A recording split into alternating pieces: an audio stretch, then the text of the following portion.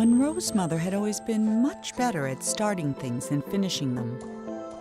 When she died, she left behind over 300 canvases, not one of them finished, along with Monroe, who felt pretty unfinished himself.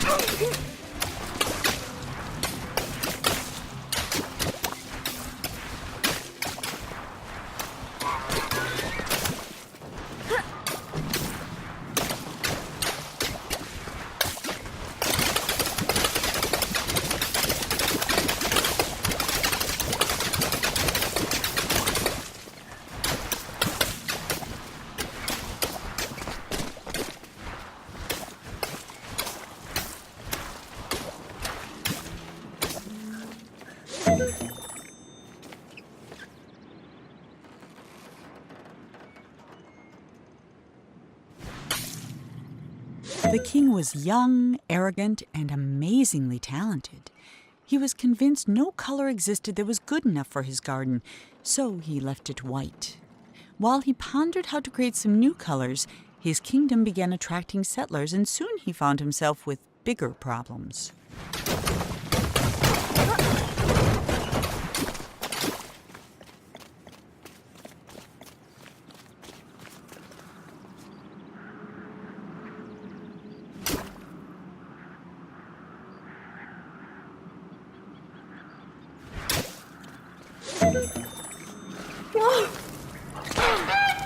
Hey!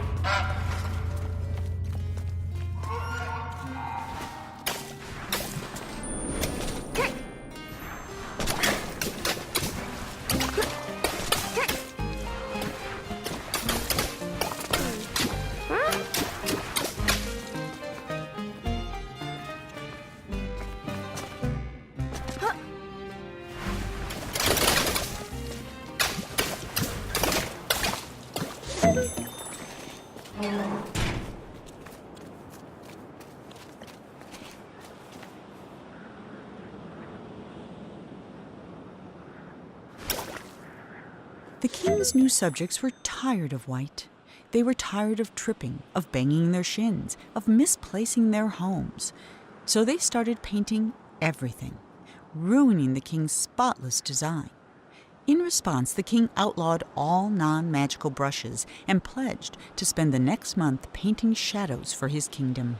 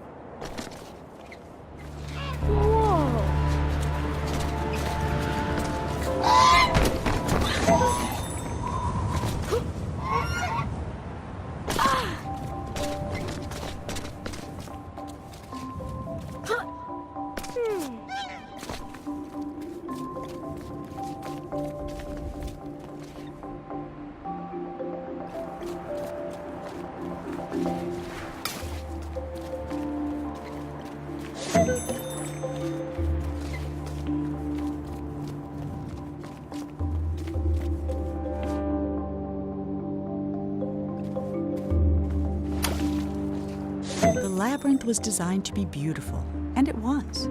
It was not designed to be practical, and it wasn't. Whole families got lost for weeks at a time, mail took months to arrive, and many worried a labyrinth of this size was bound to attract dragons. Eventually, the complaints grew so loud even the king couldn't ignore them.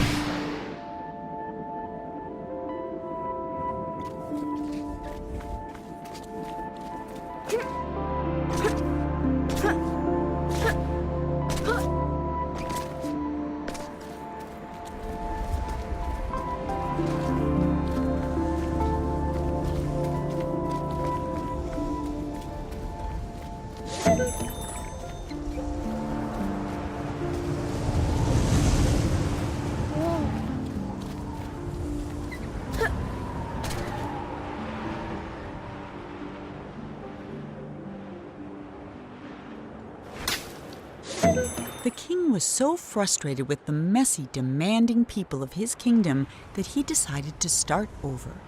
One morning he painted a boat and set off to find the perfect spot. He told himself he'd come back someday to finish what he had started, but of course, he never did.